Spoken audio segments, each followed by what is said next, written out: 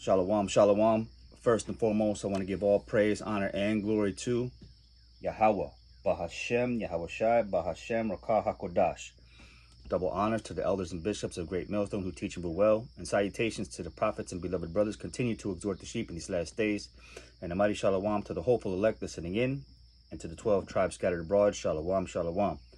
The title of this epistle is going to be entitled, It Will Surely Come. Although it tarry, it will surely come to pass. All things that were written aforetime, that was foresaid to unfold in these end times, in these latter times, are now being made manifest through the lens of the biblical scope of the scriptures, being presented to you by the prophets from on high, having that anointing, that Ruach HaKodash, that set-apart spirit, to search the scriptures out diligently and to unseal the seals and to release them unto the 12 tribes, the lost scattered abroad, and such. So, with that being said, let's go into Isaiah chapter 34.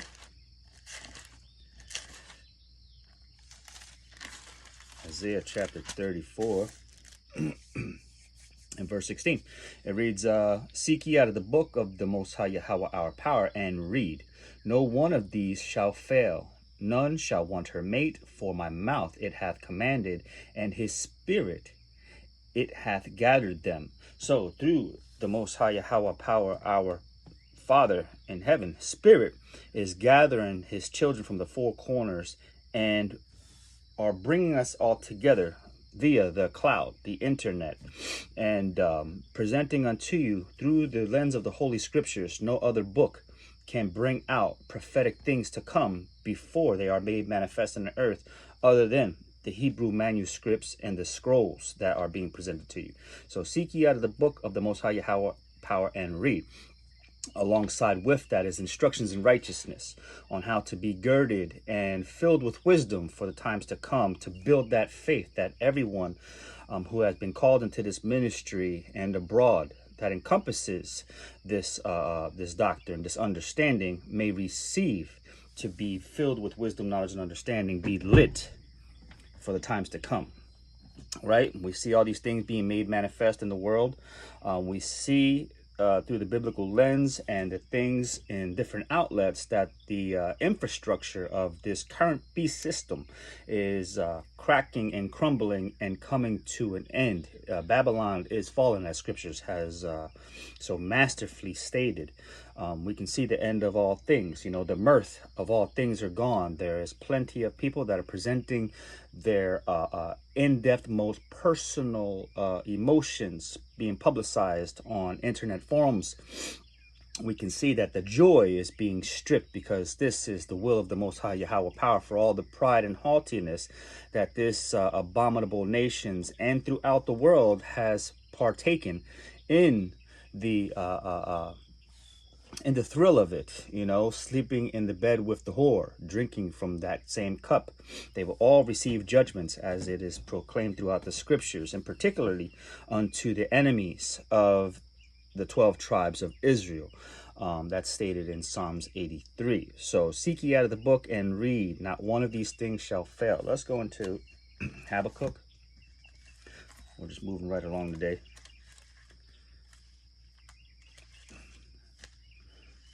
It will surely come to pass. Although it tarry, it will surely come.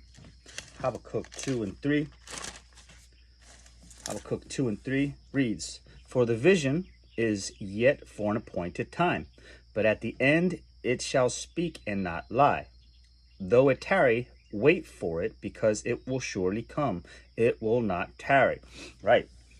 So for some time now, through the unbelief of people out there, they have always doubted the proclamations and divisions for this appointed time.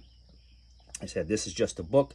It's a book of history. It has always said that the coming day of the Lord is going to come, and it doesn't come. You know, these are people that aren't watchful. They aren't set up to be watchmen. They are not prophets of the Lord to bring and proclaim all these things that are come upon you.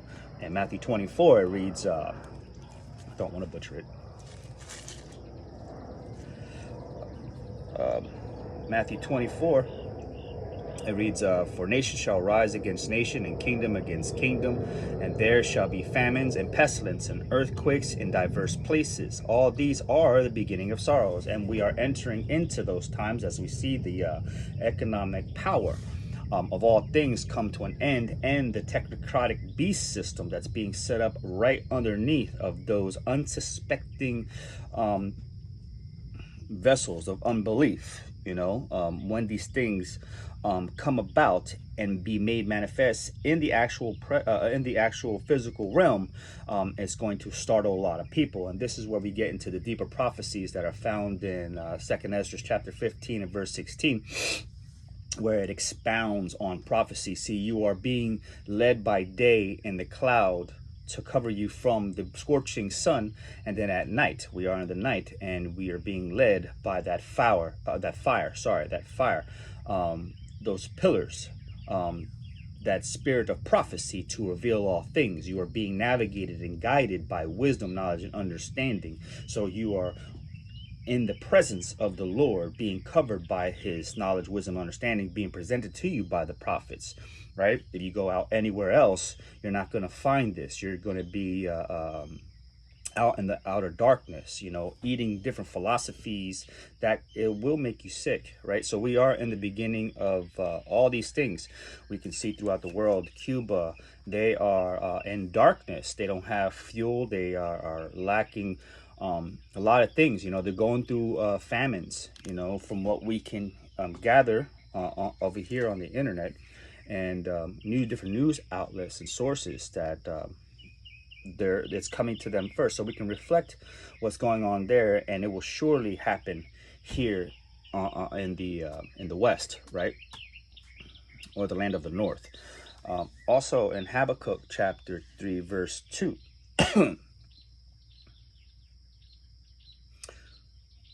it says, O Yahweh power, I have heard thy speech and was afraid.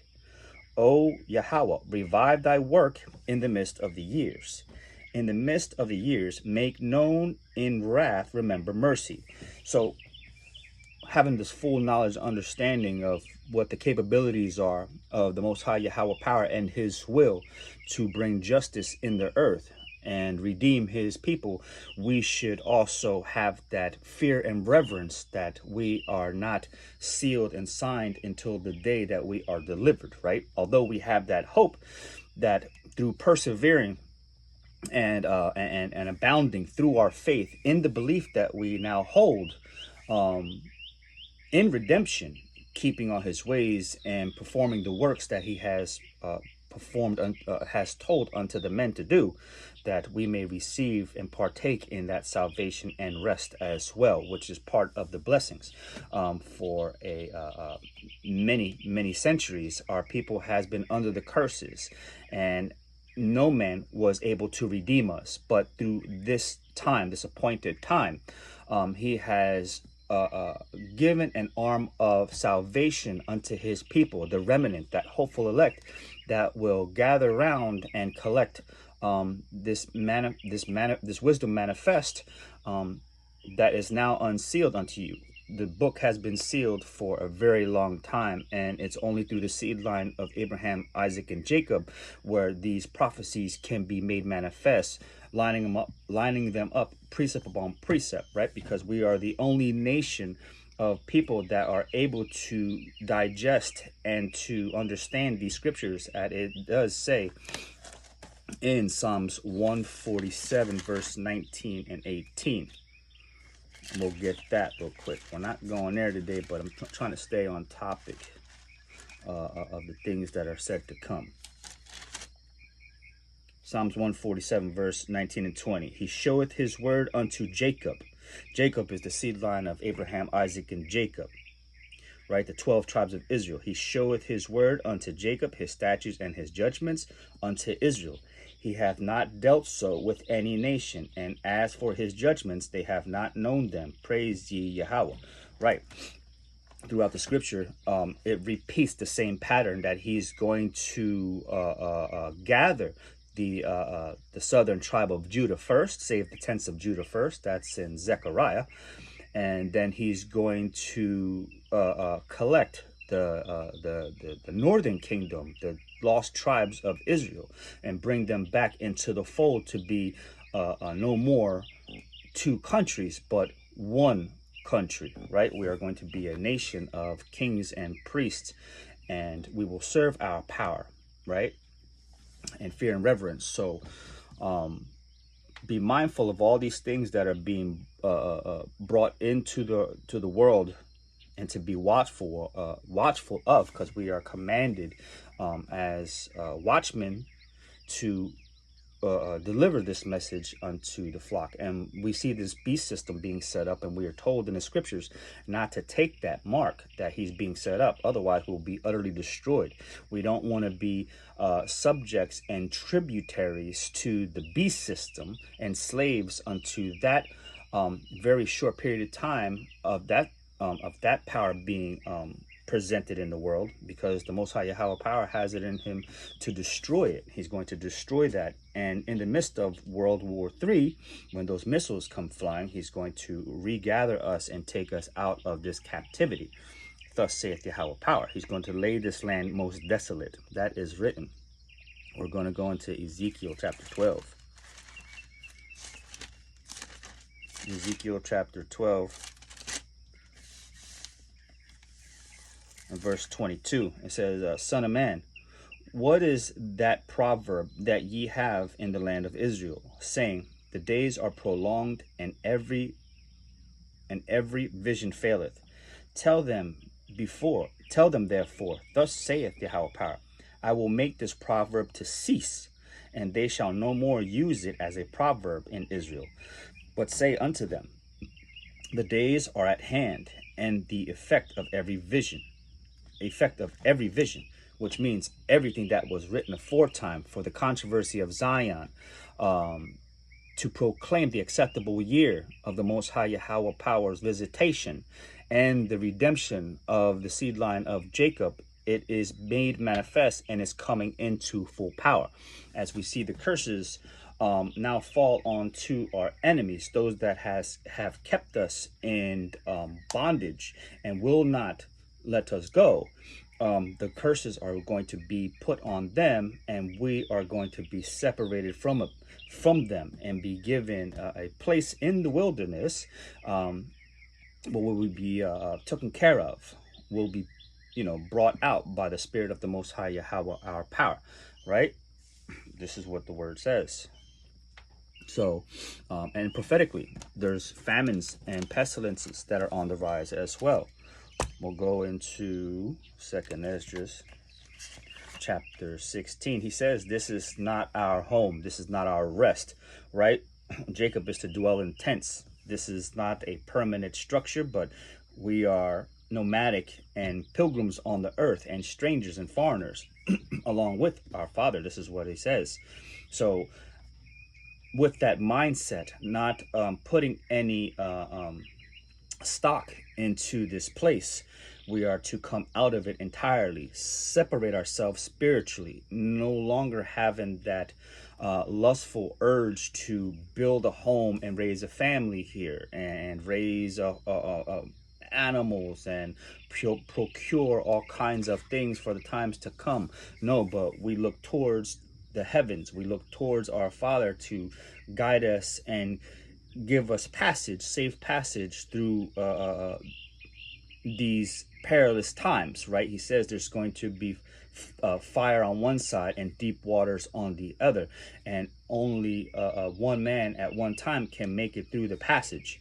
And we want to have that mindset that we're going to be instructed and where to go, how to move, how to speak, keep us girded up in these times to come, scripturally, so that way we don't fall and are ensnared by all these things that are set to come, right? Because once these other prophecies start to take place, and particularly the famine of the word, you're not going to receive a plethora of collected wisdom in one outlet like you are on the internet, but it's going to be scrubbed. You're not going to be able to find these videos anymore.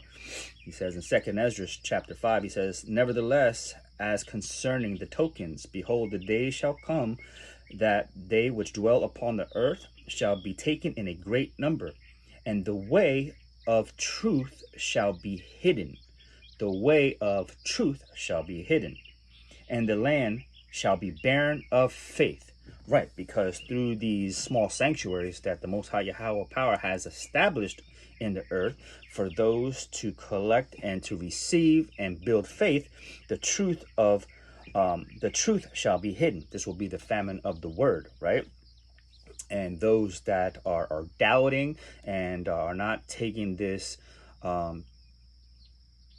this mercy window to do so and show due diligence that you want to be made clean before the arrival of Hamashiach Yahweh Shai, our kinsman redeemer, you're going to be in utter darkness. You're not going to know the way to truth.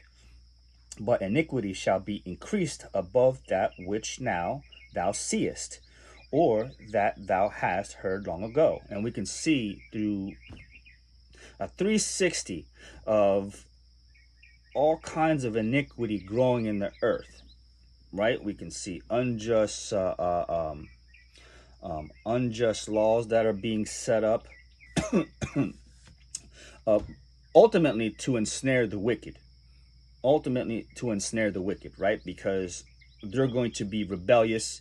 2/3 of our people are going to just bow the knee to Baal and be subject tributaries unto his system, because they didn't have the faith to receive this word, and it's being extended. He said, I will not bring a full end to this age until the word be made manifest unto the four corners of the earth, and then the end shall come. And the end is being, the word is being distributed to the four corners of the earth using this internet source that the Most High Yahweh has allowed us to present these epistles. So still in 2nd Ezra chapter 5, verse 3, and he says, "And the land that thou seest now to have root, shalt thou be wasted suddenly." Right, and that's going into those ICBM missiles that are going to lay Babylon the Great most desolate, right? Is going to cause a lot of fear, anxiety, and people are going to tremble. They're going to run around like a box full of ants shaking, and they're not going to have any wisdom, knowledge, and understanding on how to move and operate in this time. And we pray that the Most High Yahweh, our power, gives us an extra dose of strength, faith to make it through. "But if the Most High grant thee to live, thou shalt see after the third trumpet that the sun shall suddenly shine again in the night, and the moon thrice in the day. And the blood shall drop out of the wood, and the stone shall give his voice, and the people shall be troubled. And even he shall rule, whom they look not for that dwell upon the earth. And the fowls shall take their flight away together.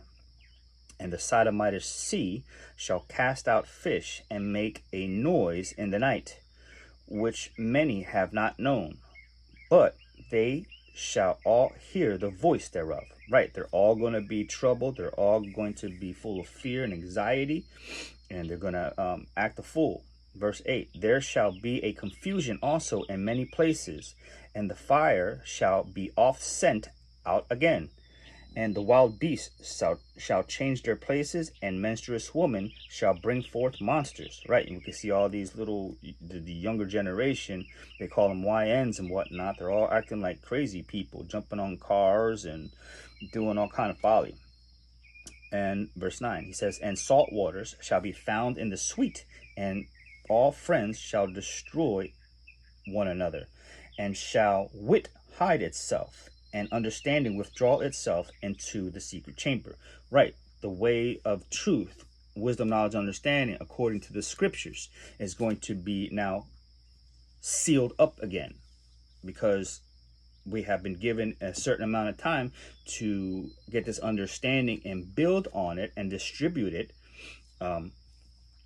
for the sheep. And then the famine of the word is going to come. and shall be sought of many, and yet not be found. Then shall unrighteousness and incontinency be multiplied upon the earth. One land also shall ask another, and say, Is righteousness that maketh a man righteous gone through thee? And it shall say, No. No one's going to know the way of righteousness, right? Because they're all being taught Christianity doctrines. Some people call themselves Muslims and Buddhists and atheists and all these things. We don't want to be anywhere near those people. Hence the reason for this large separation. He says to come out of her and be not partakers of her iniquities, right? Can two walk together lest they agree? You cannot be up in arms with those that are doubting and have a different understanding and doctrine, because it can be a snare, a perilous snare unto you, because now you have mixed philosophies going on there and mixed faith, and it can be detrimental to your survival, really, and lack of better words. And at the same time shall men hope, but nothing obtain. They shall labor, but their ways shall not prosper. Right. No matter what, in the sense, a carnal thing that people are going to try to devise, it will come to naught. It will not prosper and bring forth salvation, right? There might be people out there in those times that are going to gather together and fortify their area, fortify their town, their street, and bring in a collective amount of whatever they gathered for food and this and that, and it's going to be chaotic. It's not gonna prosper, because it's not going to be built on faith. It's going to be built on the fear of dying, because they have no way out, no light, right? And all these things are very perilous and are going to be made manifest here in the earth. It is the day of doom. It is the day of the Lord's visitation. And we want to take this opportunity to be made clean and wash ourselves and be ready like that chaste virgin for Yahweh wa Yahweh Shai. This is the name of our power. We know not any other. He is the only almighty Yahweh power of Abraham, Isaac, and Jacob that's able to redeem. He kills, he makes alive, he makes poor, he sets one up in rulership. He does all these things, right? Second Esdras chapter 15. I'm just freestyling right now. Second Esdras chapter 15 verse 1. He says, Behold, speak thou in the ears of my people the words of prophecy, which I will put in thy mouth, saith Yahweh power. And the Most High Yahweh power, the God of Abraham, Isaac, and Jacob, has always used a prophet to speak his words and to give instructions. They are that cloud that holds water and distributes it unto the fields for them to soak up that manna, that living word, right? Behold, speak thou in the ears of my people the words of prophecy, which I will put in thy mouth, saith Yahweh, and cause them to write in paper, for they are faithful and true. Fear not the imagination against thee.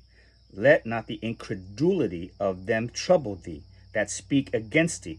It doesn't matter. If you house the 100% truth and you believe in what you believe in and cannot be moved or shaken, it doesn't matter how many people are around you and they have years of this and how eloquently they break down their understanding, it's going to be fruitless. It will not come to pass. It is just a rehearsal that they have collected over the years of being in these churches, because this is what these church establishments do. They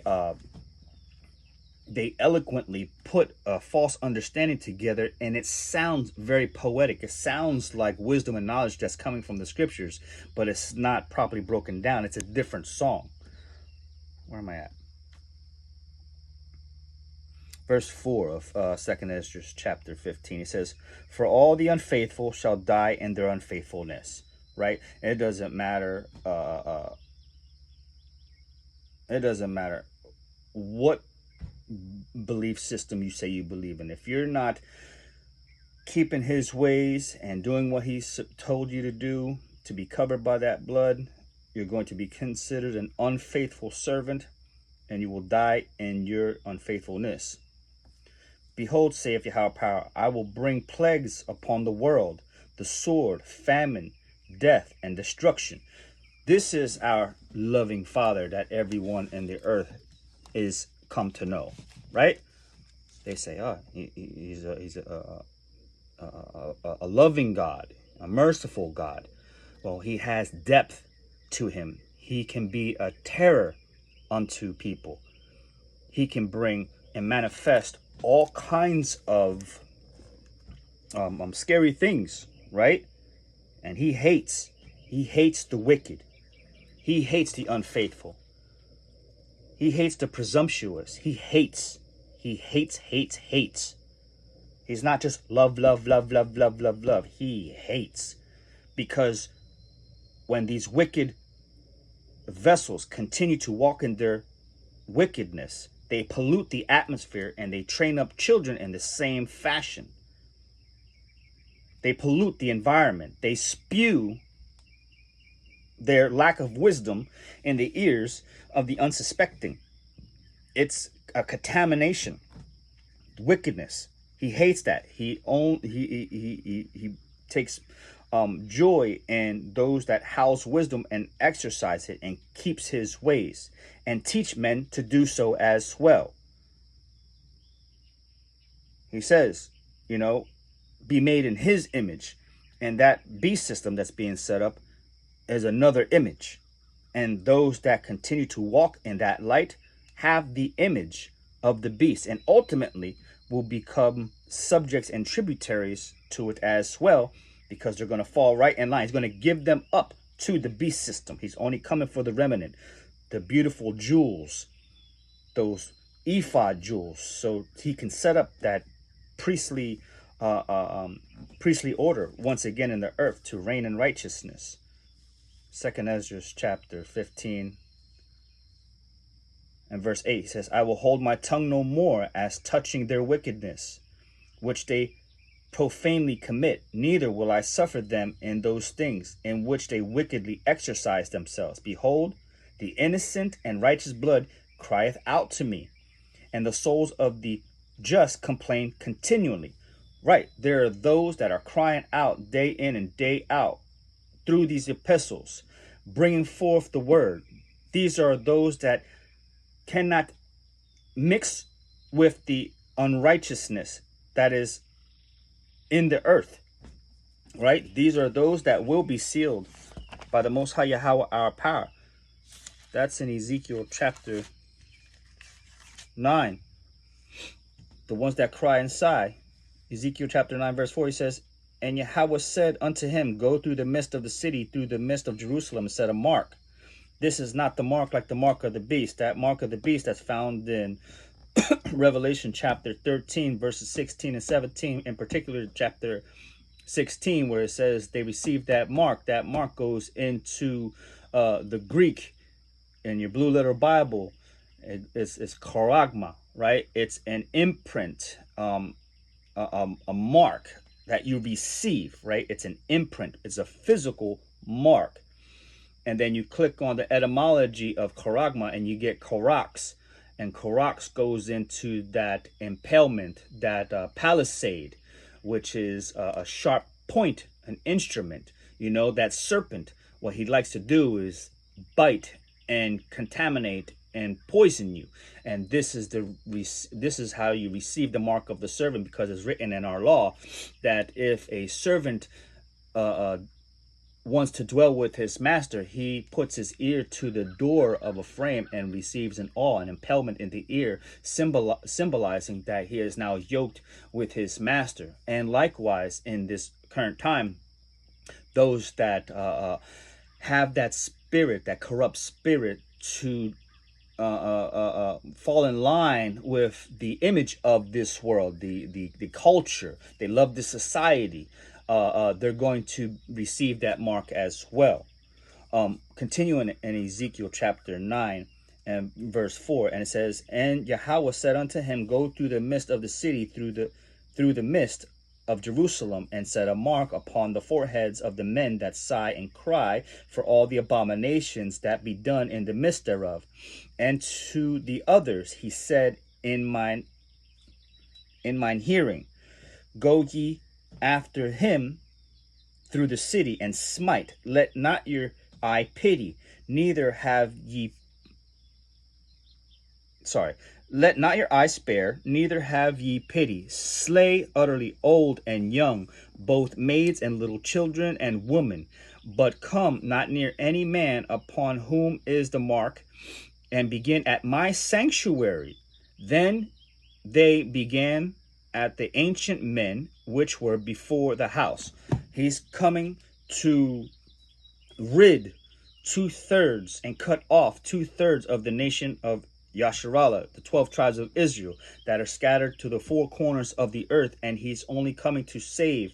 The salvation belongs to that remnant of the 12 tribes of Israel. If you look in the back of in Revelation, he says there's 12 gates, right? Those 12 gates represent 12,000 men of the hopeful elect that will enter into those 12 gates for redemption, to set up the government, that priesthood, judges in the earth, right? You don't see salvation for any other. This is for just the nation of Yasharallah. And then he's going to cut off from the earth a percentage out of each nation as well. And those that survive, they're going to be tributaries for setting up the nation of Yasharallah, Israel. That's found in Isaiah chapter 60. And I believe in Zechariah, I think. Sorry, like I said, I'm just freestyling. Zechariah chapter 14, verse 16 on down. And it says, and it shall come to pass that every one that is left of all the nations which come against Jerusalem, we are a people before a place, shall even go up from year to year to worship the King, the Lord of hosts, and to keep the Feast of Tabernacles. This is the only feast where other nations may partake of, right? Because we're going to be settled in our promised land where we can rest and dwell safely and set up gardens and do all these things. This is what's allotted to the children of Israel, the 12 tribes that remain, the scattered, dispersed, the remnant. Continuing on in Zechariah chapter 14 and 17, it says, and it shall be that whoso will not come up of all the families of the earth unto Jerusalem to worship the King, the Lord of hosts, even upon them shall be no rain, right? He said they're not going to receive rain if they don't come and partake in what is being established in the earth. And if the family of Egypt go not up, excuse me, and come not, that have no rain, there shall be the plague wherewith the Lord will smite the heathen that come not up to the Feast of Tabernacles. Right? This is a promise that if you don't submit yourselves as tributaries unto the 12 tribes of Israel, like everybody is subject and tributary to Esau, Edom now, if you don't show your allegiance towards the King of Kings and the nation of Yasharallah, you will not receive any blessings. You will be cut off financially, and the plagues will fall upon you. Right? We can go into Isaiah chapter 14, and then we'll close out to finish off that thought. Isaiah chapter 14. Is that Isaiah 14? Yeah. Isaiah chapter 14, I'll start at verse 3. It says, and it shall come to pass in that day that the Lord Yahweh shall give thee rest from thy sorrow and from thy fear and from the hard bondage wherein thou was made to serve, that thou shalt take up this proverb against the king of Babylon and say, how has the oppressor ceased? A golden cup, a golden city ceased. And Yahweh hath broken the staff of the wicked and the scepter of the rulers. He who smote the people in wrath with a continual stroke, he that ruled the nations in anger, is persecuted, and none hindereth. The whole earth is at rest, and is quiet. They break forth into singing, right? And it goes into, how has, this wicked man ceased? How has he fallen from power, right? These European nations, the EU, and NATO, they're all going to disintegrate, and through their fall, we rise. So I pray that this was edifying to the elect. Salakia, if I was all over the place today, I just felt compelled to just, move in the spirit and proclaim a word. So with that, I'm Kwame Yasharala and Ababa Ball. Shalom.